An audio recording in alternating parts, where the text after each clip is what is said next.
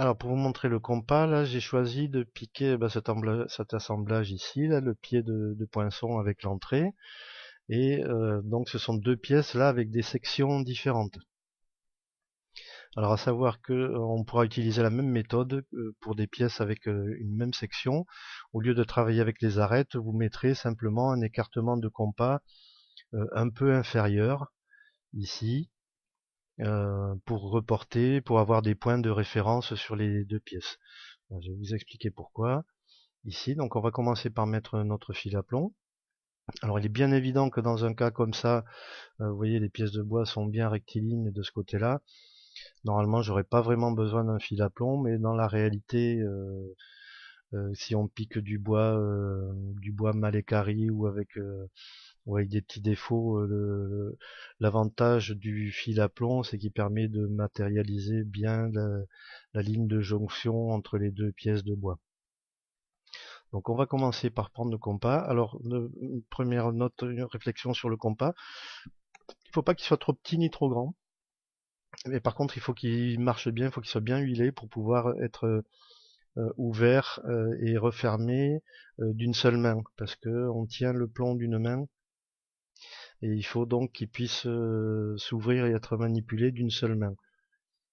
Donc la première chose, c'est qu'on va prendre l'écartement ici dessous, depuis la ligne de référence, puisque je vous rappelle les deux lignes ici, une fois assemblées, la ligne de milieu ici du poinçon et la ligne de l'entrée seront alignées.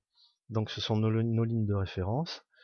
Et on va donc commencer par prendre l'écartement entre cette ligne ici et la face inférieure,